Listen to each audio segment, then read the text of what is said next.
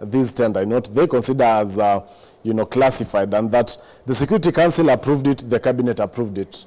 But the question will be, the Security Council is usually constituted at least by the head of state or the commander-in-chief.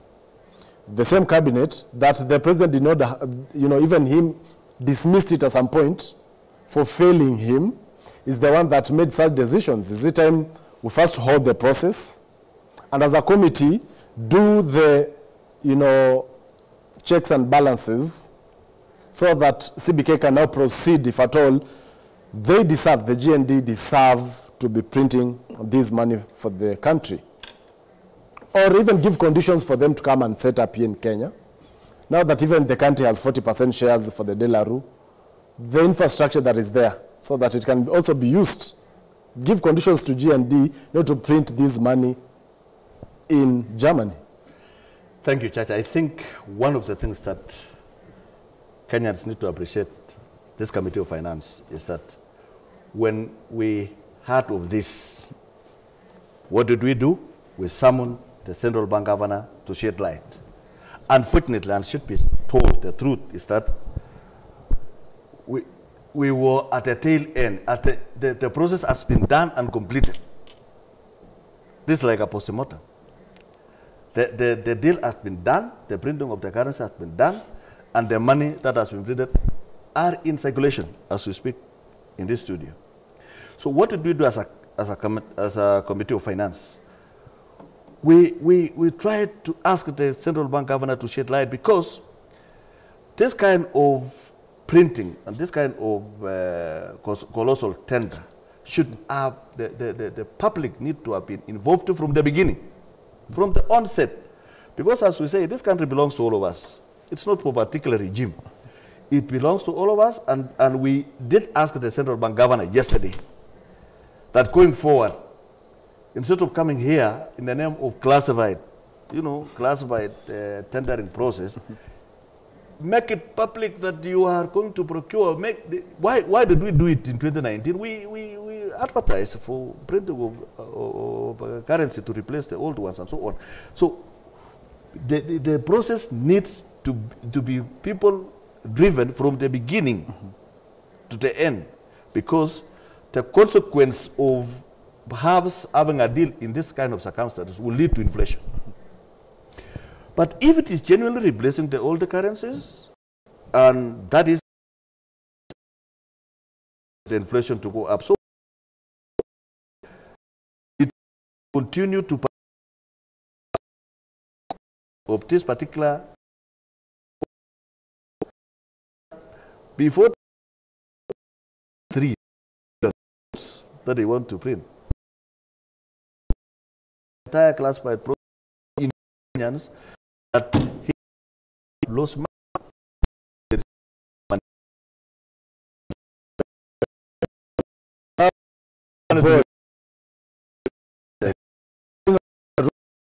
An economy is now 18.2 billion,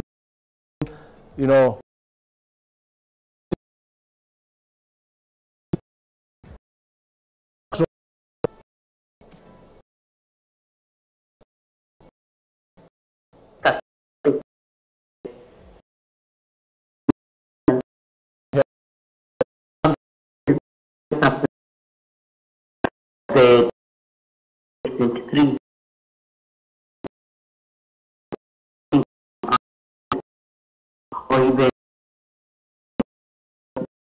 what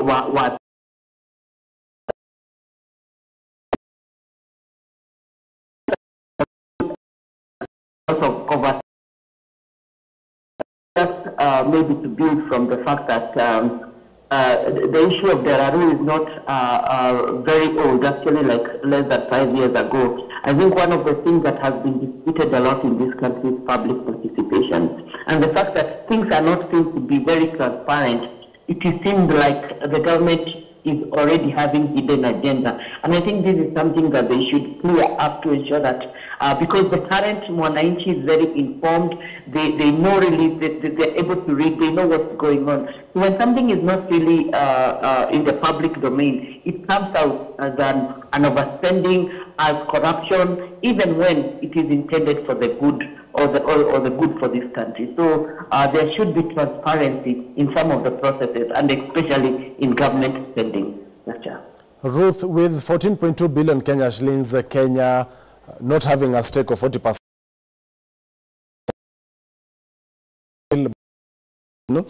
does this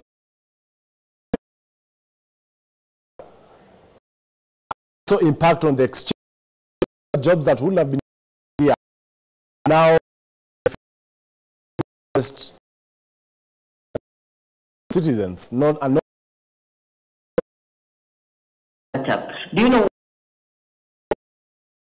the law outside the country? We are paying out, you know, it is still like an import. And what happens with the import is like the balance of payment when it comes even to budgeting, it weakens us.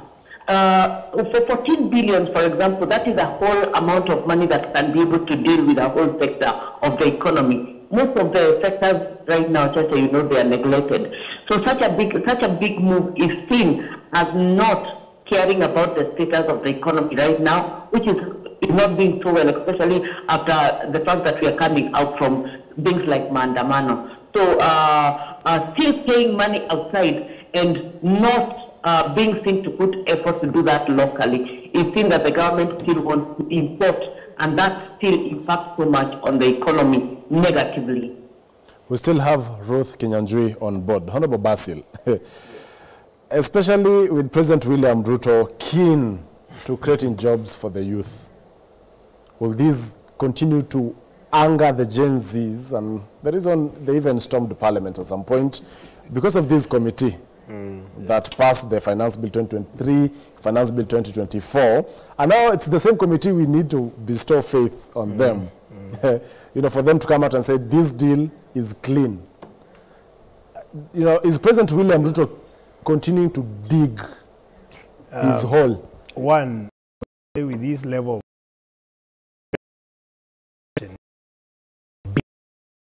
would have done so.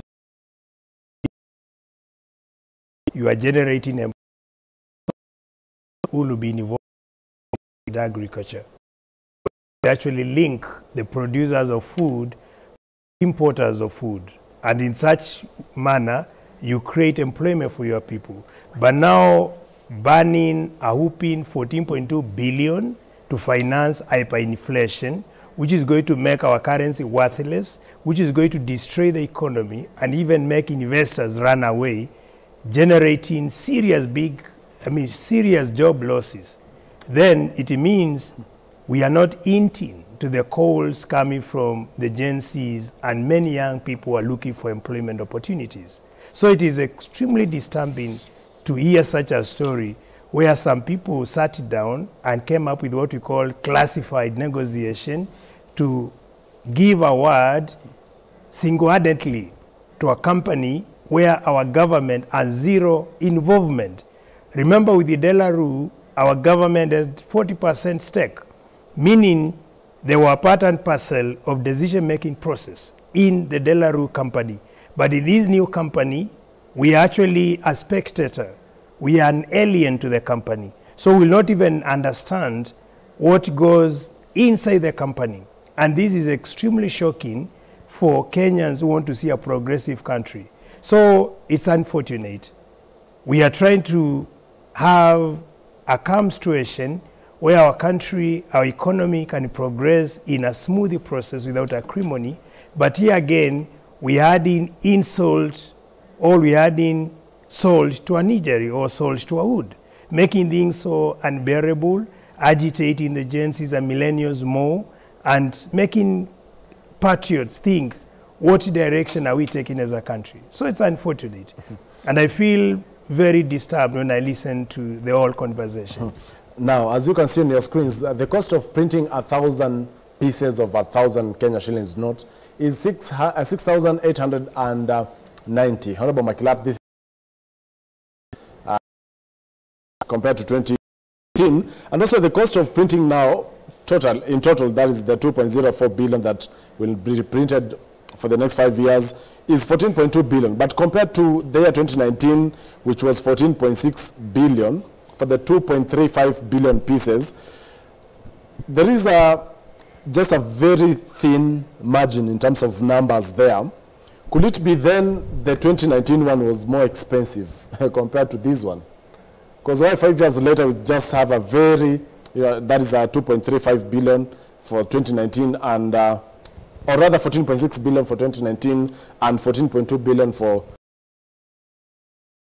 we could have exactly 19 one. Thank you, Chacha. I think from the presentation that we, and the maths that we did yesterday is that for this one, there is an increase of about 11%. But let's come to the maths of 14.2. We are using 14.2 billion to print currencies worth 689 billion shillings. That translates to 2% of amount of money that you spend to print notes worth 689 billion. Two, it must be very clear that not every business that the government does with every company is a scandal. There is always some things that there are genuine concerns. What happens if our notes are get worn or torn out? Don't we need to replace them? It's not the first time being replaced. It is a process that has been going on with De La Rue. But the only thing that is, the only problem that we have now at the moment is that we've left a company, or the company left this country that had shares, and that can answered by National Treasury. Two, not every company that the government does business with has shares. This is the first time we are entering business with the government is entering business with G&D. For a long time, in fact, why are we not been asking ourselves? De La Rue has been here for as old as I am. It has been there, printing Kenya currency. So what we are simply saying is the process. We want to audit the process of this classified procurement. Allow me to take to your first point. Whether there is value for money. Allow me to take you and to we your all first agree point. that there is, just a minute, we all agree that there is a problem. Because when you abandoned an open process in 2019 and went for a classified information, classified procurement, then there must be things that we as now Committee of Parliament, and even anybody else can be able to carry out the audit. Yes. The classified process involves the Security Council approving it. Yes. And of course, there we'll have all the security agencies being involved, including NIS. It's noted that the G&D company in the year 1995 was accused of artificially inflating the price of their banknotes by making a dye used in printing ink 70% more expensive than it should have been. We are going to deal with a company that has a dented image. In our own country, it's even improper to have leaders with integrity issues holding offices. Why then go for such a company? I agree with you. This is now the dark side of G&D that even the members of the committee are innocent about it. So this is where we shall go further. We shall go further and investigate. Who is this G&D from Germany? What is the history? What is the credibility of this company in printing of notes all over the world? If you are a patriot who is playing your role as an oversight or non-oversight, as people's representative, you should have started initiating a motion to impeach the CBK governor. Myself, I'll honorably support and second such a motion. Why am I saying so? It is clear from what Church has said. Here you have a company with a dated history, a company that's accused of inflating the cost of printing notes, and the same company has been awarded a tender through improper process. What we are referring as classified, let me finish, as classified procurement process. It is very clear that is a rogue system, that is an unconstitutional and illegal process followed, and here is a CBK governor coming to try to paint the company as a good company, or trying to justify the whole process. That is something. Number two, you have already indicated. I have a right of reply on this. Before he replies, I want to feel that he has all the information to reply. You already said, not all the time, the government has shares in a company it is trending with. Remember, the kind of functions, the kind of engagement our government has with the DND is a very unique, sensitive arrangement. Yeah. Remember, money is very key in the economy. So you cannot award a tender to a company where you have zero involvement in what they are doing in a very special engagement. So this is not just a normal engagement. Allow me just to engage Ruth Kinyanjui, even as I allow her to leave. Ruth, according to the CBK, the circulation demand in the country is 330 billion daily. Yet we are seeking to print 689 billion daily. Also, could it be that in 2019, when the company, that is the G&D, was at least trying to get the tender, did not manage it, and so perhaps they never knew someone. And now that they know someone, they have the tender. The impact and the safeguards that are there while printing these monies, especially with a company that has a tainted image. Thank you so much, Chacha. First, I must first comment CBK for very many things. First, there is one thing that is very stable right now is the monetary policy in terms of how they have been balancing a lot of issues, whether it's the exchange rate, whether it's the public borrowings, the domestic borrowing. Let's keep it for that. However, I think, and maybe if we can look, for example, in the previous, we can say, for example, the perception that was there for the previous governor, some of these things could not be condoned. One thing that I fault the government so much right now is the public participation and the fact, the whole issue about transparency in how it does things, and especially because there's no way we can be seen to be spending so much right now at a point where even the income collection is not very clear. The country is not very clear in terms of collection. So this move, I don't think is right right now, especially with the tainted image and already the perception that is there with the new company that is coming in to print notes. But more so, even the fact that this has come to be like a single settling from a single person without proper maybe procurement process. So I think that comes out very political, like it's a political process. And I think one of the things that has been faulted in this country, especially this year, is how politics are really influencing some of the major decisions and affecting this country. I can see that even from the fact that most of the laws or things that have been done previously have been seen to be very like helping a few people at the expense of the public. So I think it is a wrong move right now. Thank you, Ruth Kinyanjui. She is an economist. Thank you so much for catching time this morning. Even as we end up, Honorable Makilap, I know you have a rejoinder to what Mheshimiwa Basil raised in a minute as we end up. Number one, Charger. Basil and I are in Parliament. We know the rules of impeachment. We don't just wake up and impeach a central bank governor without evidence. If Honorable Basil has sufficient evidence and information, he needs to appear before our committee to shed light on the kind of scandals that the governor has done to warrant impeachment. Two, the same governor of Central Bank has been able to mediate a very serious dollar prices that went up, the exchange rate, from 160 something to now 129. The same governor has done a good job.